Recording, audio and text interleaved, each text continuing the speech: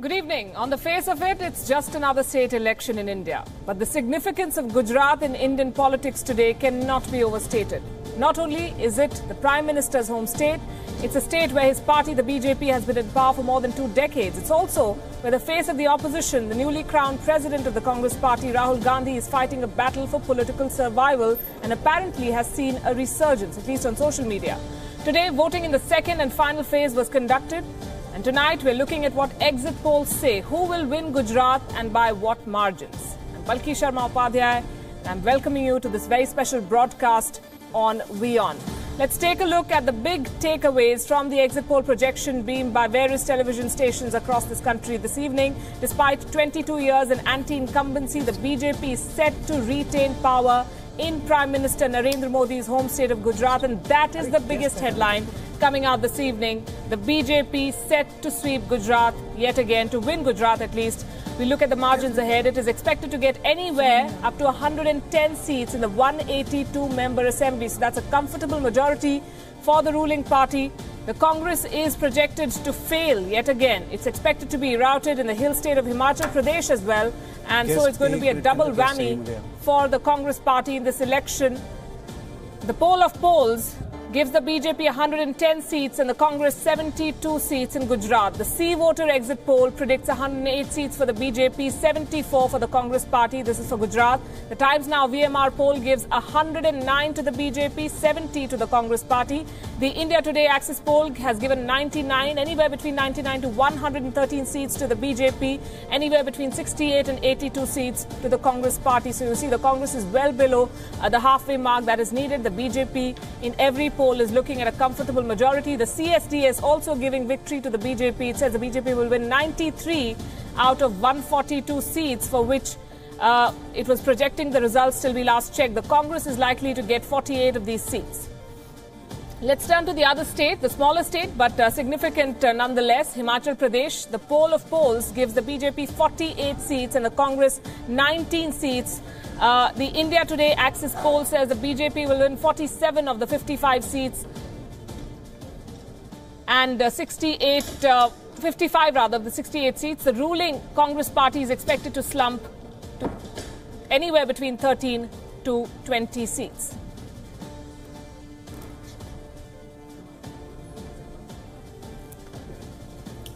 And joining me this evening is a very special panel, starting with WION's political editor, Karthikeya Sharma. We also have with us Jasper Reed, who is an economist and a brand expert, with me in the studio. Sharad Gupta, senior journalist from the Noida studio. Arun Anand, also a veteran journalist, with me in the studio. And we'll be joined by more through the course of this broadcast. Karthikeya, if I could begin with you. This is an election, as I said, and especially in Gujarat, the significance of which cannot be overstated. Why is Gujarat so important, not just for the Prime Minister, but also for the opposition? See, it's important for the Prime Minister for a simple reason, because it's about his home state. It's about the fact that the Prime Minister's,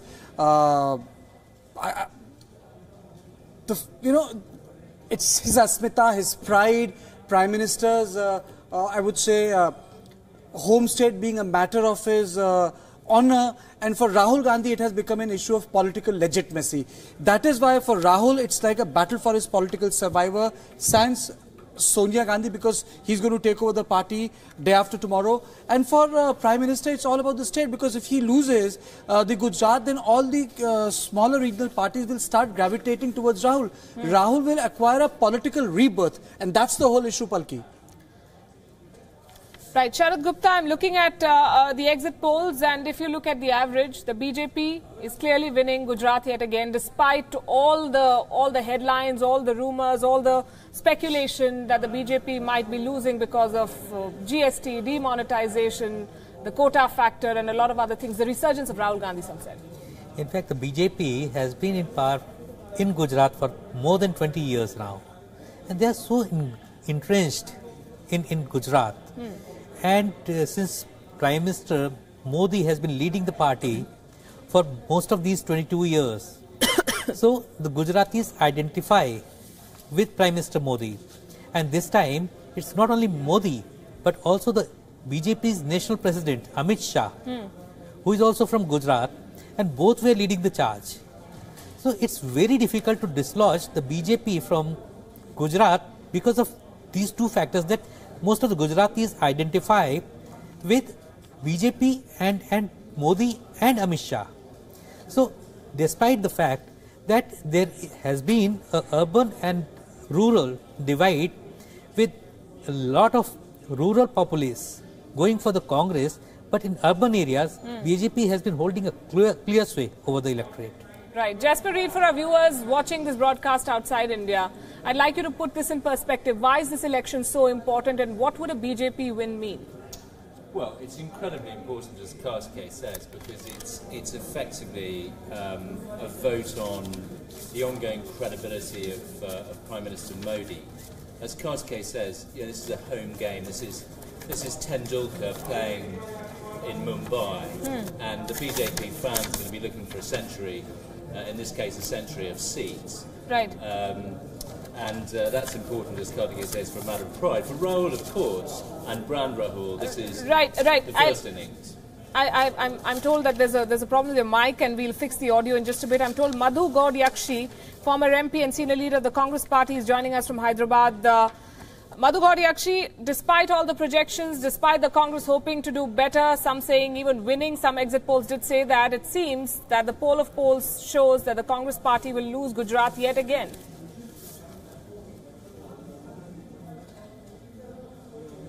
We generally not to participate in a debate, but I would like to, having said that, in the last Punjab elections, same exit polls have predicted Congress and AAP is neck to neck. And you've seen what result happened. Last Tamil Nadu elections, DMK Congress is winning, and you've seen Jayalalitha retain the power. So, in so many, even Bihar in that case, so all the exit polls have gone wrong. So, not necessarily these exit polls are accurate. All we request is to wait for 18, the final count.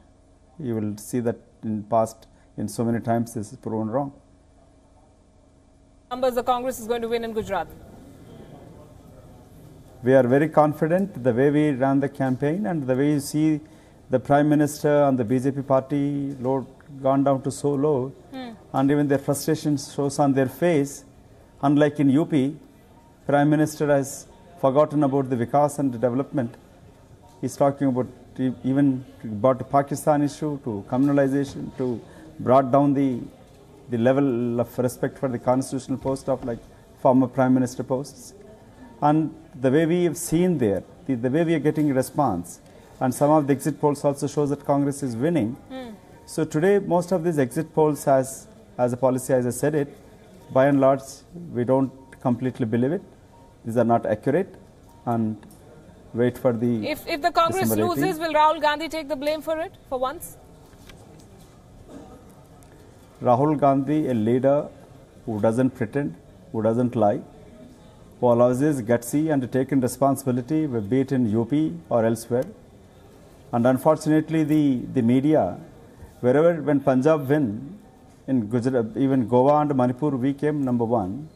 But you don't give credit. Even in 2009, it's Rahul Gandhi who addressed more meetings than Manmohan Singh ji and Sonia ji. Madhu, if you must have looked at the you must have looked at the data, you must have gone through the exit polls. One thing is clear, that the Congress has gained the ground, BJP has lost some, but the Congress hasn't gained so much of ground to defeat BJP. The surge is there, but not enough in terms of the data which is coming out. Karthikeya, that's where I disagree with due respect to you as a political science student. Whenever incumbent government is anti-incumbency sweeping in, it's always fall is steep, there's no middle path. Be it in 2004, the India Shining, nobody predicted that UP will win. You've seen the result what happened in 2004. Even in 2009, many channels and opinion polls predicted that NDA going to win, and UPA won with not more than the predicted. So my take here, be it in Andhra Pradesh in 2004, Chandrababu Naidu is so confident, he went ahead 6 months before the polls after the bomb blast, and you've seen what results happen. So it's a whenever then even the BJP President Amit Shah agrees that there is an anti-incumbency. When the anti-incumbency and with the popularity is coming down, that's always a steep. No, I think that's a fair point. Sharad, do you agree with that? Because you had been talking about this for quite some time. I do agree with this, but there is another aspect to it. I want to ask Mr. Gowda, why has suddenly Rahul become a devout Hindu? Please go ahead, ask him that. Why has he been hopping from one temple to another? Let me tell you first, isn't visiting temple is a bad or banned?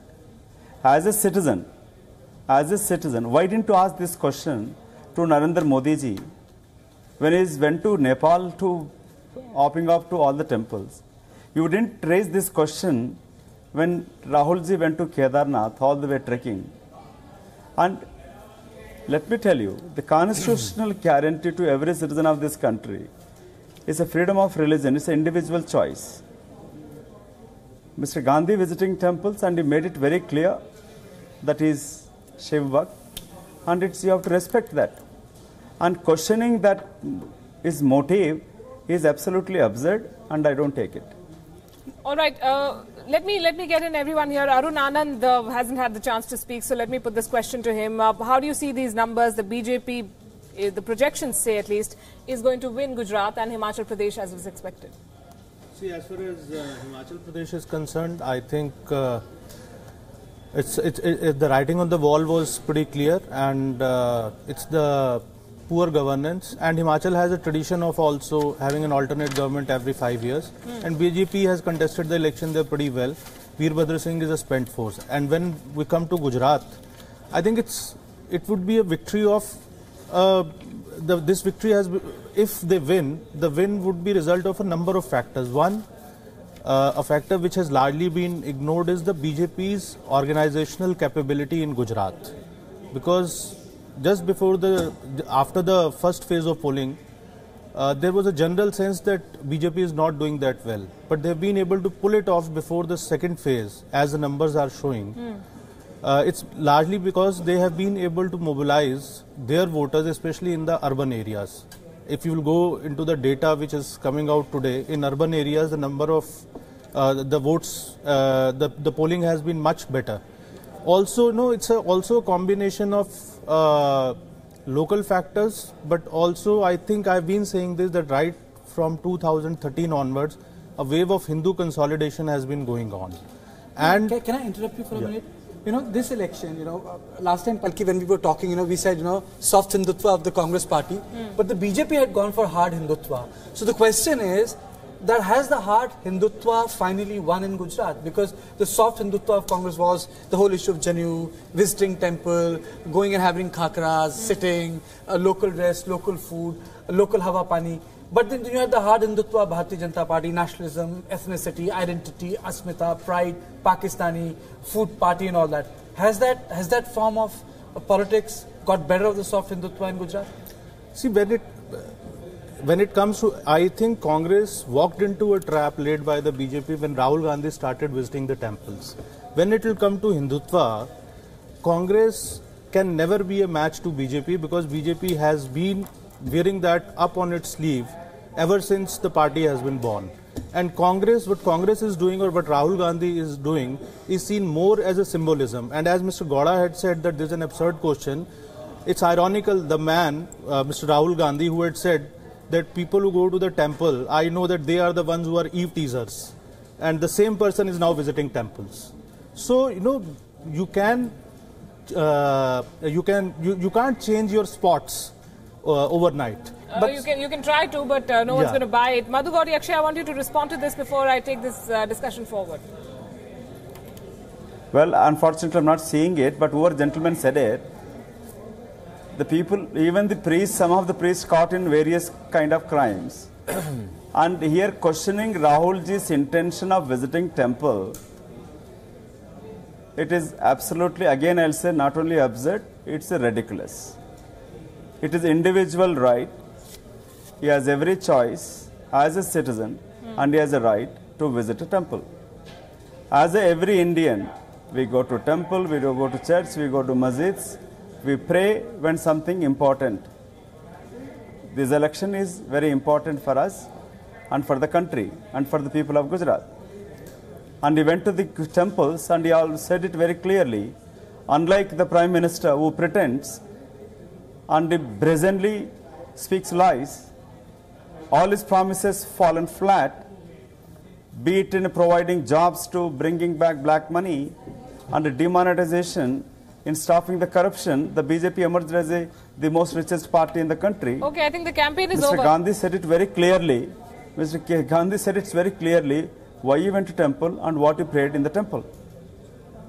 Unlike Mr. Modi, let's see how it's been received. For them to win election at any cost, be it in killing somebody, be it in a compromising national security, be it a compromise of nationalism, and spread communalism, and they can go down to any level to win the election. But you know, for us, it's not. Congress policy is not that. Bottom line here is that ultimately, Madhu, it will be the winner takes it all. Ultimately, who wins the election, gets the mandate from people. And the bottom line is the Gujarat is, if it's very important for Bharatiya Janata Party, it's also important for your party, because it is, by end of the day, Palki, Mr. Gandhi, who had been campaigning for past 3.5 months on the issue of GST, Absolutely. on the issue of demonetization, on the issue of economic policy. In fact, the issues of farmers' debt was also raised. So his campaign was on a different curve. If he doesn't get the numbers, then the Congress party will really need to go back to the drawing room. The Congress president, Absolutely. so it will be a double whammy in that sense. But since you brought up the issue of how important this election is, let's dwell on it for a bit. The election in Gujarat is a prestige battle, as we've been saying, for the Indian Prime Minister. The state of Gujarat is home turf for Prime Minister Modi. A BJP government has ruled in the state for the last 22 years. And the Prime Minister himself, who built his political capital in Gujarat, has served as the Chief Minister of the state for 3 terms. This is the first election after Modi took the Prime Minister's office in New Delhi, and the election will be a verdict on the Gujarat model of development after the departure of Prime Minister Modi from the state. It will also be a verdict on the new goods and services tax and demonetization. And that is something, Karthikeya, that you also noticed when you visited Surat. GST and demonetization have had an impact. And Surat was one belt, one area, which was seen as a BJP stronghold. So if Surat doesn't go with the BJP, they're in trouble. Surat has got 14 assembly segments. Surat is a very urbanized place. There are parts of Surat which are as beautiful as Mumbai. There's no doubt about it. It has a city culture. You can go out and eat out at 12 o'clock at night, 1 p.m. and you'll feel perfectly safe. So, that way Surat is very cosmopolitan. It comes from a time when, in India, Surat and plague, 2 words came together, and from there on, Surat has progressed. Issue is, there's a patidar surge. The area around Surat, Palki, there are a lot of patidars. But the question would be, will there be a counter polarization when it comes to patidar? And I think that was the issue I faced when I went to Surat. And a lot of people were very angry with Narendra Modi. But a lot of people didn't consider Congress to be the real alternative there. Now, these are the questions with which I grappled. Then for Surat to vote for the Congress will be really crossing a Rubicon, in the sense that city, that geographical entity had been voting for Bharatiya Janata Party for 25 years. If that bastion falls, that will be really significant. Yes, and that has been a characteristic of Indian politics, the Tina factor, as some call it. You may not like the incumbent, but you really have no alternative, or you do not like the alternative that you have. Puneet Ahluwalia, Republican leader and political and business consultant, joining us from Washington, D.C. Also, Dr. Bharat Barai, chairman of the Indian American Cultural Center in Chicago. Puneet, how do you read these numbers that are coming in? The BJP set to win the state of Gujarat, the Prime Minister's home state. What does it mean for a global Indian like you? Democracy in action, and I'm very excited about the fact that this will be a good election where both leaders will be able to show, which is Prime Minister Modi, what they have done, what he has achieved in the last years of his leadership, and especially on his home turf. I think the Amit Shah and Modi combination is phenomenal, the way they have kind of built the party. But the other interesting thing which I've seen is I look at Rahul Gandhi's emergence as a national leader. I have to commend him for really coming up and giving the Modi-Shah team a big challenge. So I think it's going to be very interesting. I think it'll ultimately fall at 109, 112, whereas Congress coming close to 70 plus, and that's very good. I think the way I see is that the blue state and the red state in the U.S., we have it. It's just that you slowly encroach on their territory and start to make it purple. And that's what Congress is looking to do, is slowly go into Prime Minister Modi's home base and start to peel off, and then slowly, they kind of expand from there. But it all depends how the Gujarat the people of Gujarat feel in terms of who they should come out to vote, and the get out to vote effort, which I think BJP has far more organized, would come into play very well. I think the booth management is another key factor which Amit Shah has focused on. And again, telling people to bring 2 people out with him to vote will make the difference. In the end, it's organizational skills and get out to vote. And in the end, when the voter is in the last second making that choice, who does he feel confident is going to lead the country? And the corruption-free brand of Prime Minister Modi, I think, will play an important role, and also the reforms he's put in. Right. Dr. Bharat Barai, how do you see this? Is the BJP under Narendra Modi an unbeatable election machine? I agree with that. Actually, I was in Gujarat 2 weeks ago, and we saw that BJP will get between 105 to 110 seats. Narendra Modi is very popular. What he has done for Gujarat in last 22 years really is a hallmark of progress. I was surprised that BJP did not more actively try to pronounce the successes and tasks that happened in Gujarat. They had a very strong case to make. And Congress is perceived as a party of corruption and appeasement. Right. Mr. Bharat, I have a question to you. Is this sort of a binary? Do you think that it still persists abroad, in the sense that the sort of debacle which the Congress party had in 2014 and the perception which came along with, do you think that persists with the expat community abroad in the United States of America? Didn't Rahul Gandhi's tour to the United States of America, which spanned for 17 days, made that difference? Well, I can tell you that if the voting was to be done in USA, probably BJP will get more than 80% votes. And the perception that I gave you is very much in rise. So Palki is saying basically, you know, the last time when we went to, I went to San Francisco, I realized that BJP has done what at a particular time used to be the asset of the Congress party. You know, that it's a very, I would say, distant example, but Mahatma Gandhi in 1920s and 30s sent Jawaharlal Nehru to canvass for the independence abroad. That's how the different organizations got connected with the Congress party. But BJP post 1970s has been able to create a lot of affiliations abroad, some in the name of the religion, some in the name of a party, but they strongly canvass for Bharatiya Janata Party, and they actually behave like cheer group whenever the Prime Minister... The point that you were making, organizational strength of the BJP versus the Congress party, which has sort of whittled away its position of strength, while the BJP is built on it.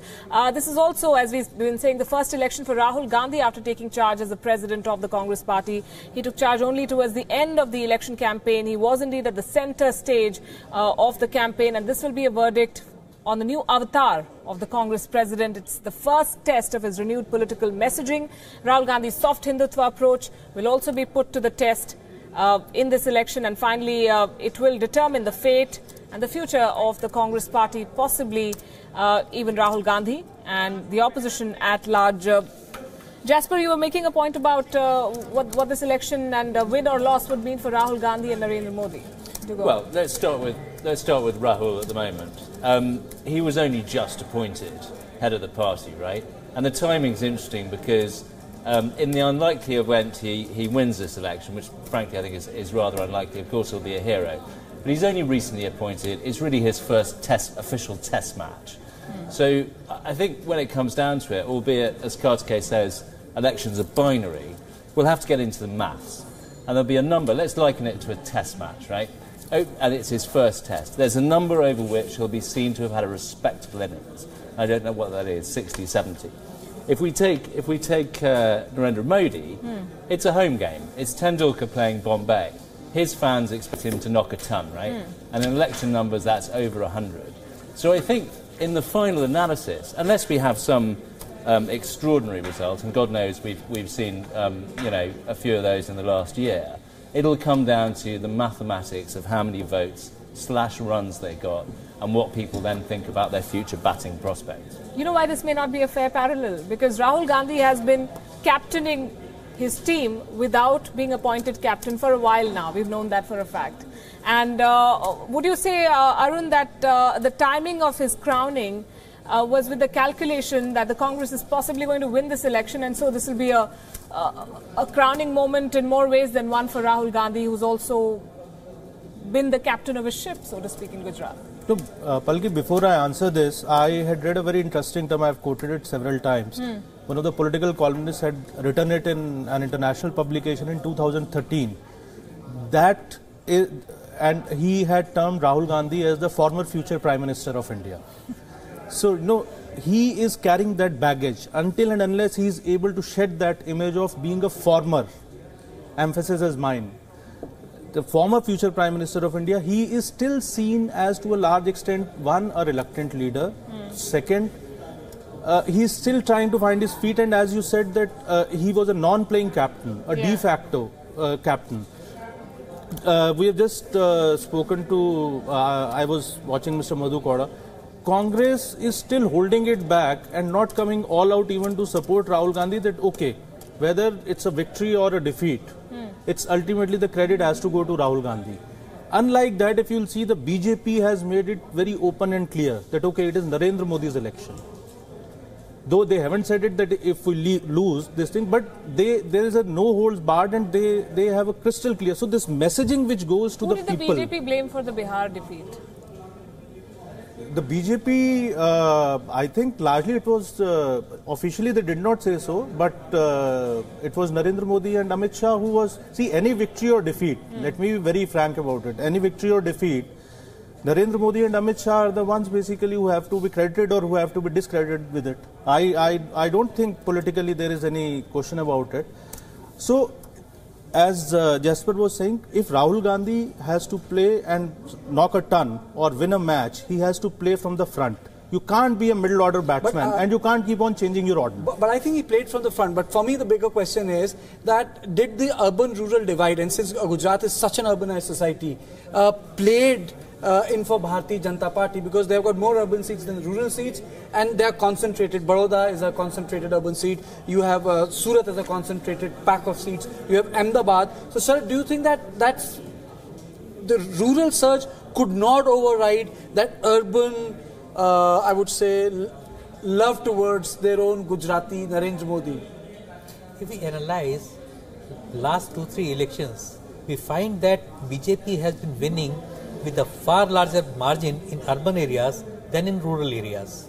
The margin of victory is around, say, 4,500 on an average in rural areas, whereas in urban areas, the margin of victory is to the tune of 25-30,000.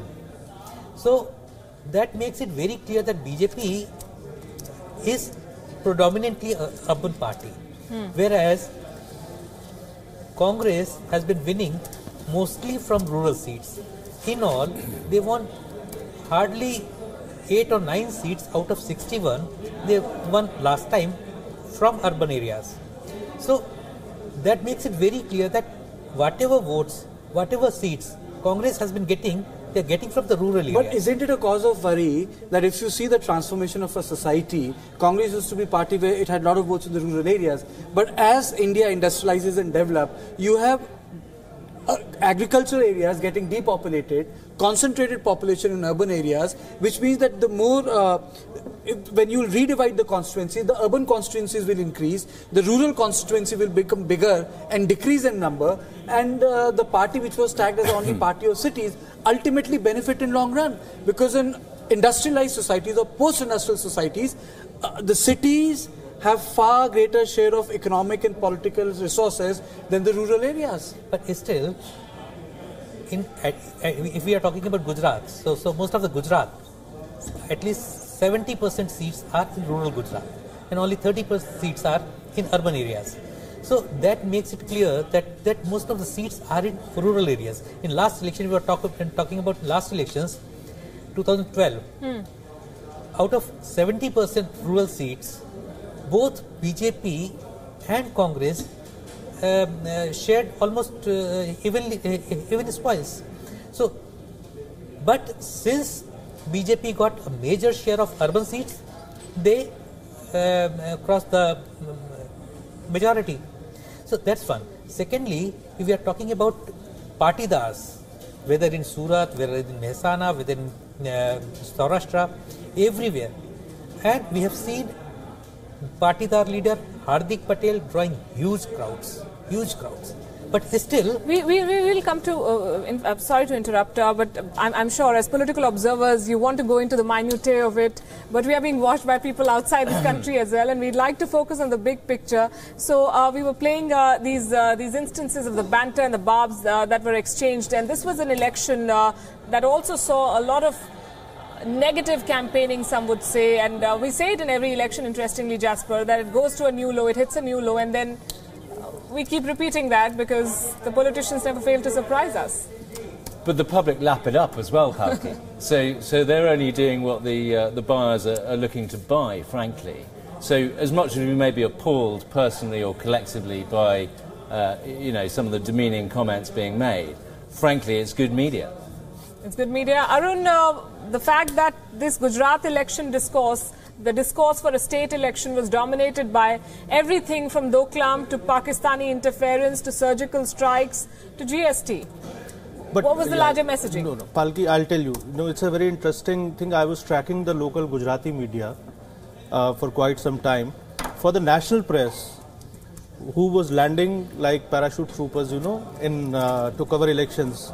So for them, the national issues were front page stories. So they were largely reporting on the national issues.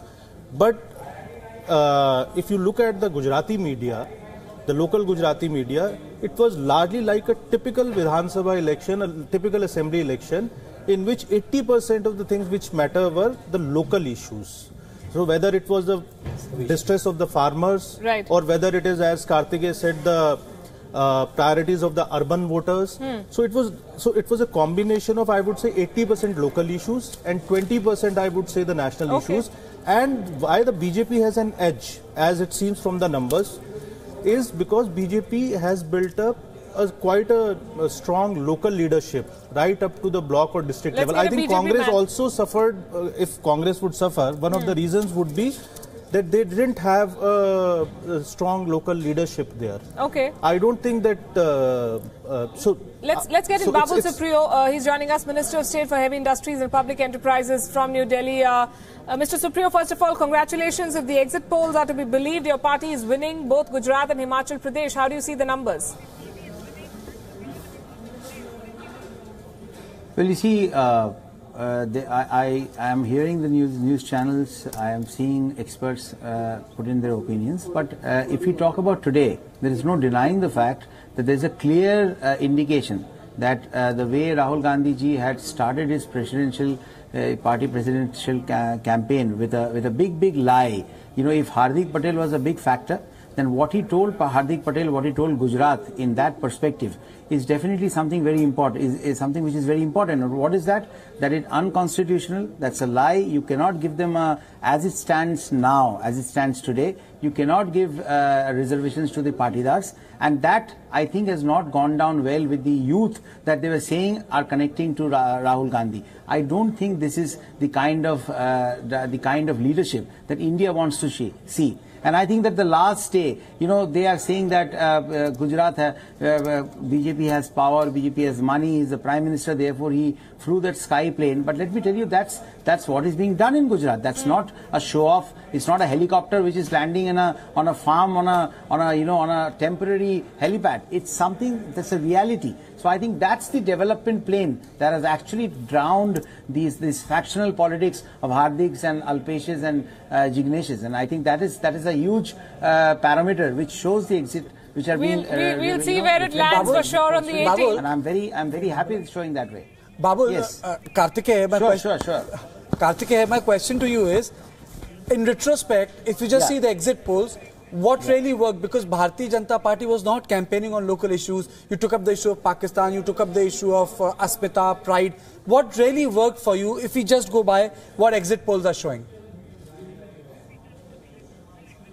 I definitely think that the fact that our Honourable Prime Minister said it very clearly, that no matter what the opposition says, he is not going to divulge away from the development agenda. And when it comes to the local issues, well, they are being addressed. There is he spoke about the local issues, but he did not resort to any lie. He did not tell the partidas that, I'm going to give. See, that needs a constitutional amendment, and that, if necessary, there's only one person who can say that. That's the party who's in power in the center, who's running the parliament. They are the ones who can make this promise. But he did not resort to that. And I think that is the biggest demarcation between Rahul Gandhi's, leadership and what Narendra Modi ji has proved. So many years in Gujarat. I don't think that, yes, there is a 22-year anti-incumbency and all of that, but that is not enough to drown the development agenda that Modi ji has always put forth. It's interesting that you said development agenda. Let's accept that. And if exit polls are to be believed, yeah, you said development agenda. I mean, you have to count to see when there is so much of confusion happening. I have to ask you, Babul, that if this was about development, then where does this leave? Where do these numbers leave I think Nirmala Sitharaman has joined us. Babul, I would really appreciate that you stay with us. Defence Minister Nirmala Sitharaman is there with us, and she will be taking questions on the issue of Gujarat, and she will be taking questions, Palki, on what the exit polls are saying. So we are being informed that Nirmala Sitharaman, India's Defence Minister, is with us. And Nirmala ji, can you hear me?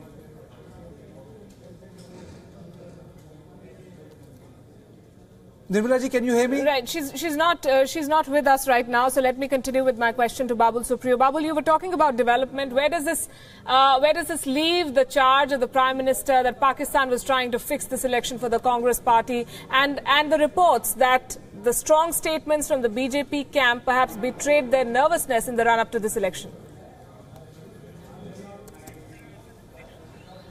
Well, you see, when someone like our Honourable Prime Minister is desperately trying to take the country forward and is displaying with every move that it is not, it's not politics that is.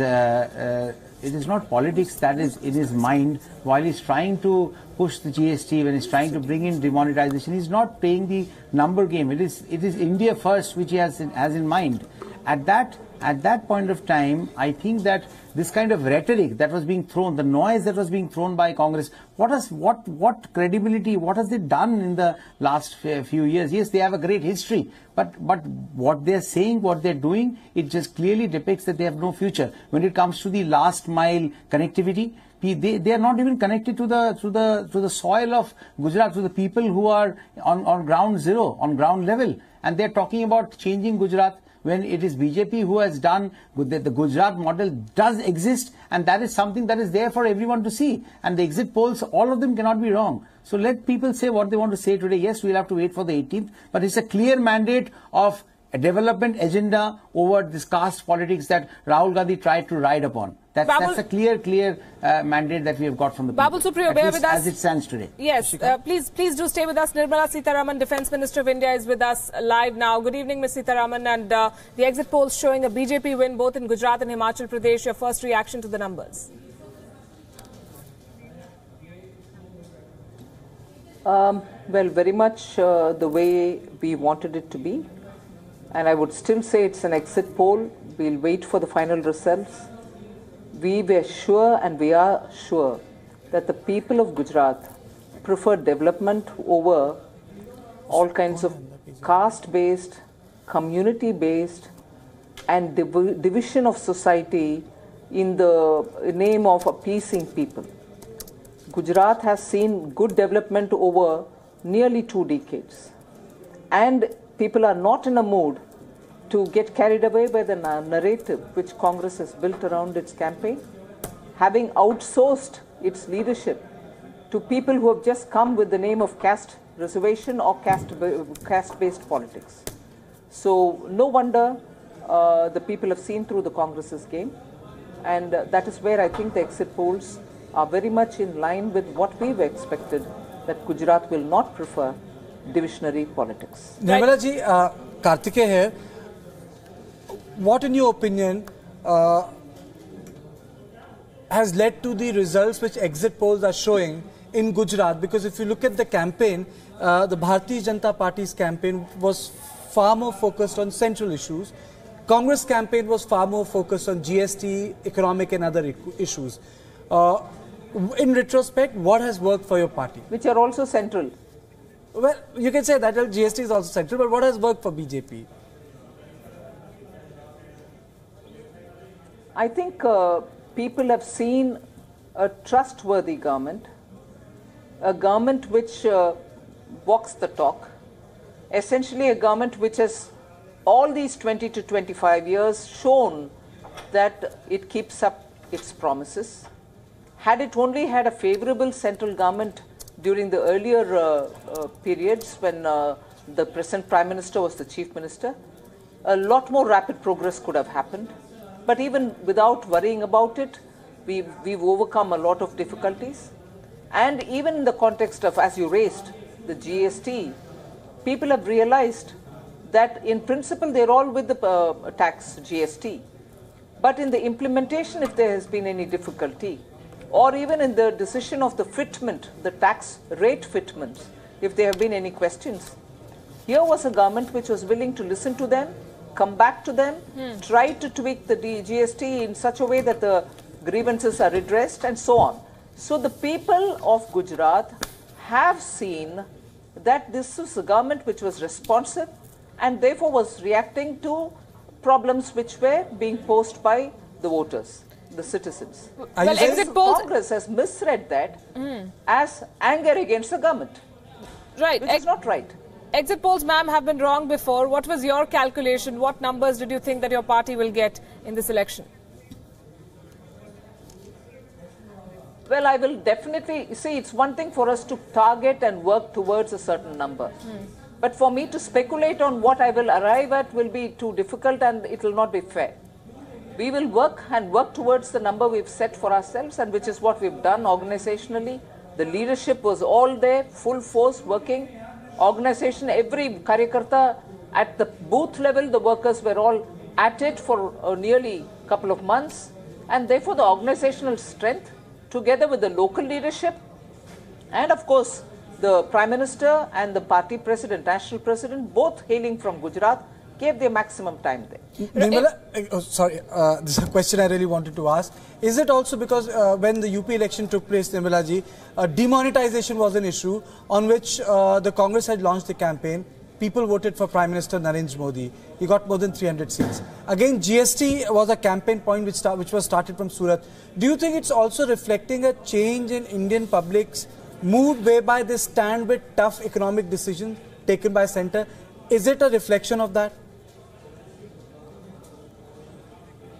Absolutely. People are able to see that here is a government, and particularly a Prime Minister, who very clearly states his intention and publicly says that it is for the benefit of the people and carries it through.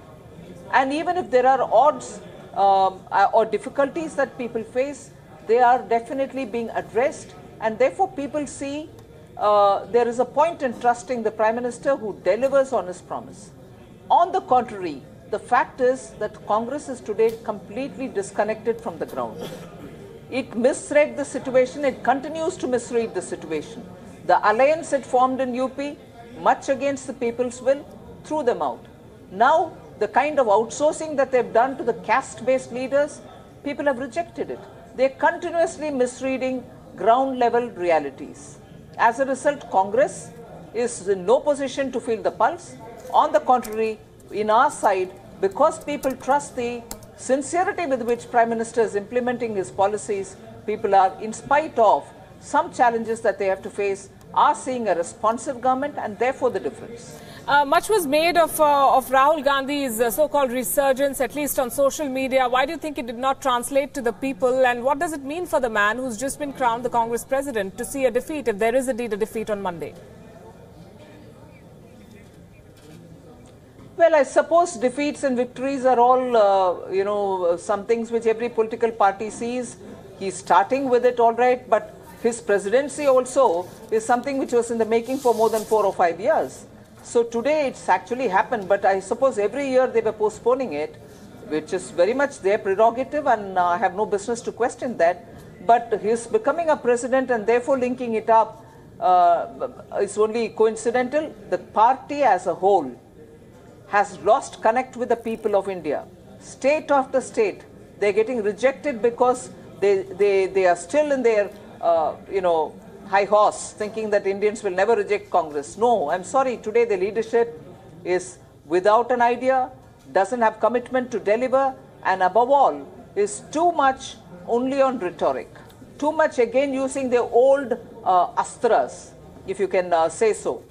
Old weapons of divide the society, put one caste against the other, put religion, bring in appeasement. No, India is fed up. They do not want any of this.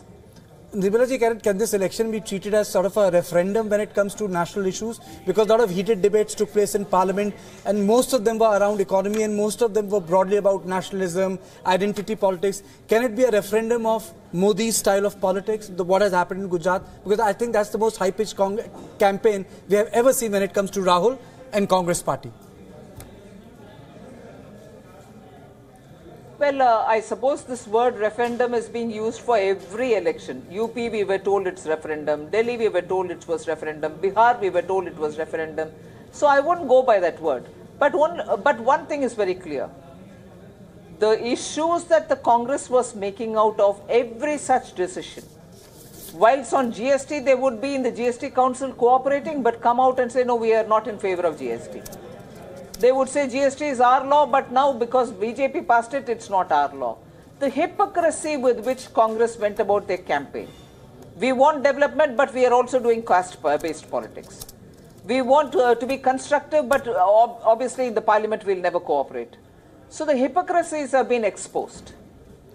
Would you say the disenchantment of the voter to a certain extent has also been exposed? The voter base might erode in Gujarat for the BJP despite it winning the election eventually. What did the campaigns, what did the pulse of the people tell you and your party colleagues when you visited there during the campaign? It is important to stay connected. That is the message which comes out of Gujarat. How much ever a party can bring in a narrative which they think is attractive and catches the imagination of the people.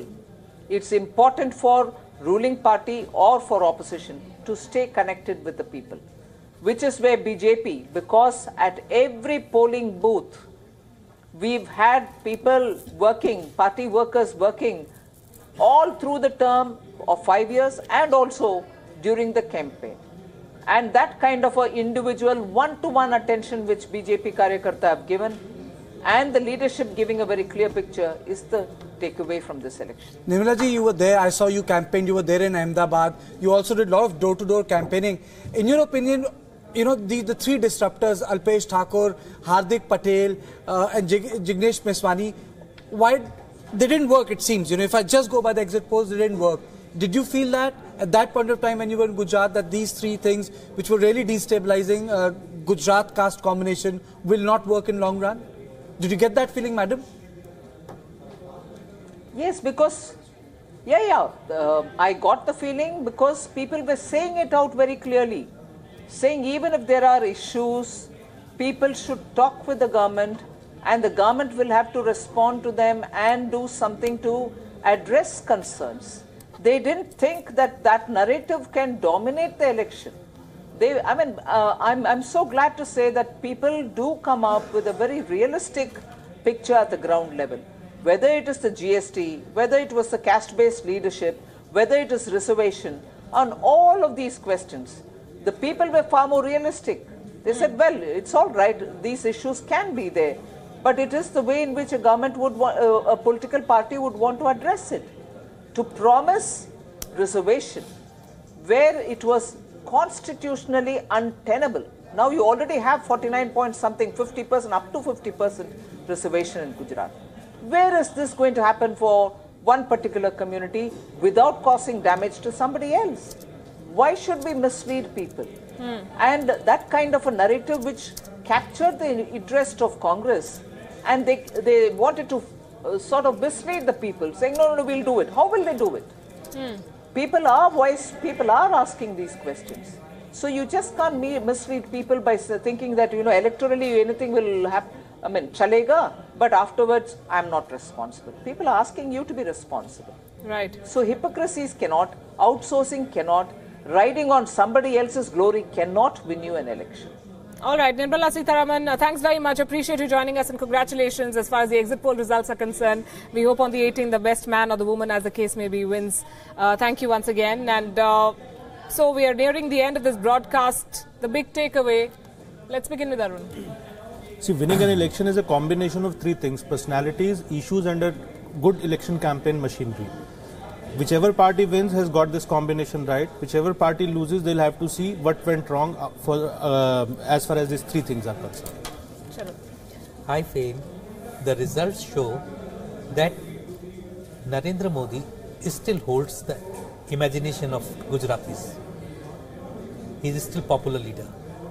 Jasper. Well, let's hope these polls are right, because there's a lot of crowing going on. Very important caveat. So, but assuming they're somewhere in the range, look, my perspective is this is a 5-test series, right?